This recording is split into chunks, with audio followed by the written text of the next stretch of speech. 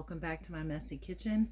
We're going to cook banana bread. This is the best banana bread I've ever had, and my daughter said so too. Don't tell my dad. It's sourdough discard banana bread. Excuse my messy handwriting, but you can pause at this moment and look at the recipe. Here it is. All right, I'm gonna read it to you. 2 to 3 ripe bananas, 1 egg, 1 teaspoon vanilla, 2 to 4 tablespoons of butter. I was kind of mixing 2 different recipes. Do what you feel led to do. Half cup of discard. Got a little bit in there already. 1 2/3 cup of flour. 2 teaspoons baking powder. A half cup of brown sugar, a pinch or a teaspoon of salt. Bake at 350 for 25 to 35 minutes, depending on the pan size. Oh, and one recipe I had called for a 1/4 cup of coconut oil, which I thought made it taste really good, so I've been putting it in. Now, some people would still eat these bananas, but they're too mushy for me. So then you're going to mush up your bananas. And if you have a rose bush, put those banana peels under it, because roses like banana peels. All right, I'm going to mush these bananas up until I get them nice and gooey. This is my super pungent sourdough discard. It traveled with me from Mississippi and back. So, yeah, it's really tasty. And y'all know I don't always measure, but we're going to make it about a 1/2 cup. So I'm going to put in 2 spoonfuls of that and let it come to room temperature while I'm getting my other ingredient.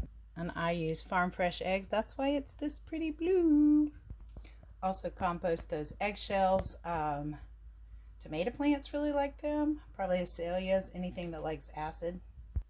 I'm getting low on vanilla. Good thing I'm making more in the cabinet. This is Mexican vanilla. If you don't have a measuring spoon handy, the lid of mine is about a teaspoon. Close enough.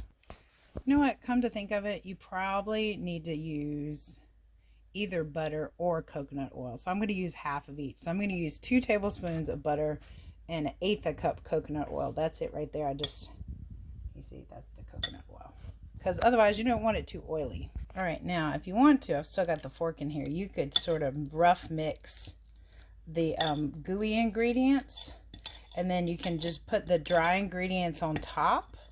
And because you want to kind of stir them up before you mix them in, so that the baking soda and the salt get mixed in with the flour. I'm using King Arthur baking flour. My big mama and my mama would be proud of me at how good I'm getting at eyeing ingredients. That looks like a 2/3 cup. All right, and then we're going to add baking soda and salt and kind of blend those around on top before we stir them in with the gooey ingredients. Yeah, I'm calling that 2 teaspoons. You can measure though. I'm using Redmond's real salt. About that.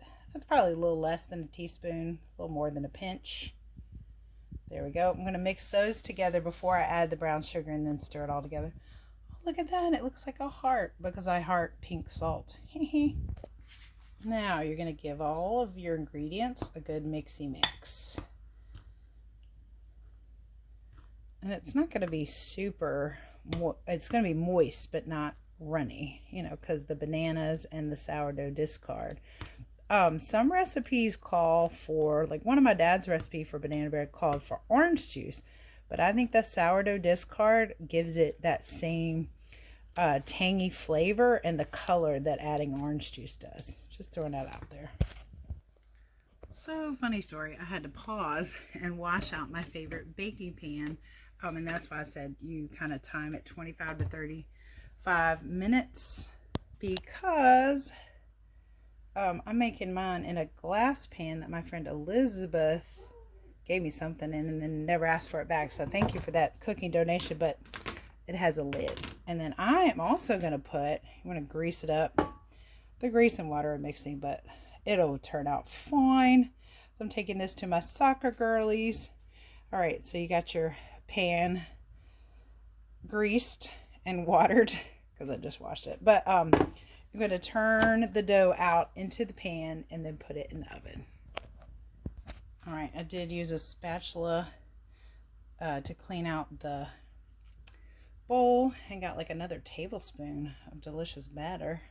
And then I'm just going to kind of pat it, you know, so it's even, because you want it to bake evenly. So just kind of make sure, hopefully, I don't mind lumps of bananas, but I really don't have hope I don't have any lumps of flour in there. Now, for the best ingredient, I am going to sprinkle mini chocolate chips on top.